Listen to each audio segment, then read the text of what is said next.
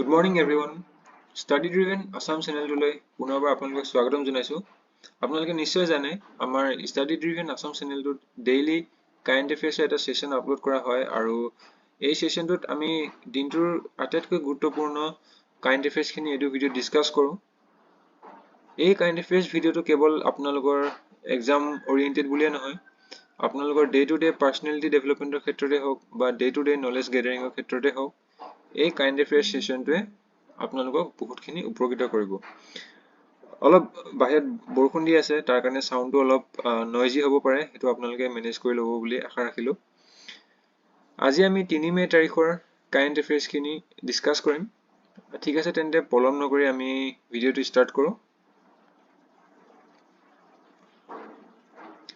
আজি প্ৰথম নিউজটো হৈছে NPCI অৰ্থাৎ national payments corporation of India NPCI's International Payments Limited Global armed to develop UPI-like system for Namibia. ঠিক আছে, NPCI কি কৰিছে UPI-like system মানে আমাৰ ভাৰতৰ যোনটো UPI system Unified Payment Interface সেই systemটো নামিবিয়া দেশখনৰ কাৰণেও কি কৰিব ডেভেলপ কৰিবলৈ এটা এইম লৈছে। ঠিক আছে, ৰিসেন্টলি ভাৰতৰ লগতে ভাৰতৰ ওচৰে পাজৰে হওক বা আফ্ৰিকান কন্টিনেন্টতে হওক বহুকেইখন দেশত কি কৰিছে ভাৰতে এই ইউপিআই সিস্টেমটো গ্লোবেলাইজেশন কৰিবলৈ ট্ৰাই কৰি আছে। ঠিক আছে, তে ৰিসেন্টলি আপোনালোকক এক্সামত সুধিব পাৰে যে ৰিসেন্টলি কোনখন দেশত NPCI অৰ্থাৎ নেশ্যনেল পেমেণ্টছ কৰ্পোৰেচন অফ ইণ্ডিয়াই ইউপিআই সিস্টেমটো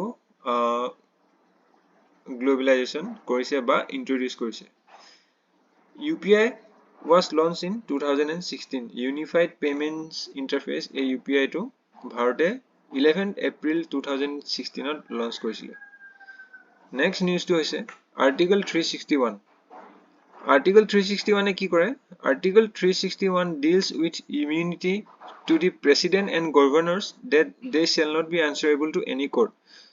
যিকোনো এজন প্ৰেসিডেন্ট বা গভৰ্ণৰ তেখেতলোকৰ শাসন কালত তেখেতলোকে যদি কিবা ক্ৰাইম কৰে বা তেখেতলোকে যদি এনেকুৱা কিছুমান কাম কৰে যাৰ কাৰণে কোৰ্টলৈ যাবলগীয়া হয়, তেনেহলে কোৰ্টে তেখেতলোকক ইনভেষ্টিগেশন কৰিব নোৱাৰিব। এইটো এটা স্পেশাল ইমিউনিটি বা স্পেশাল পাৱাৰ দিয়া হয় প্ৰেসিডেন্ট আৰু গভৰ্ণৰক আন্ডাৰ আৰ্টিকল 361। ঠিক আছে, মনত ৰাখিব। Next, Supreme Court reserves 33% seat for women in Bar Association Committee. আমি ৰিসেন্টলি পাই গৈছো যে সুপ্ৰিম কোৰ্টে বিধানসভা লোকসভা আদি সকলোবোৰ কি কৰিছে মহিলাসকলৰ কাৰণে 33% সিট ৰিজাৰ্ভ কৰিছে।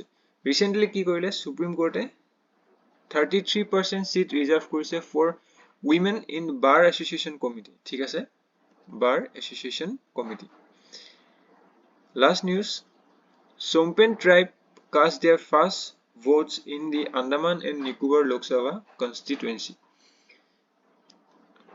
Sompen বুলি এটা ট্ৰাইব আছে, এই ট্ৰাইবটো ভালনাৰেবল ট্ৰাইবেল গ্ৰুপছত পৰে আৰু এই ট্ৰাইবটোৱে এইবাৰ লোকসভা ইলেকশ্যনত প্ৰথমবাৰৰ কাৰণে ভোট কৰিছে আৰু এই ট্ৰাইবটো কোনখন ইউটিৰ হয়? এয়া হৈছে আন্দামান এণ্ড নিকোবৰ আইলেণ্ডছ। ঠিক আছে, greater Andaman and Nicobar islands.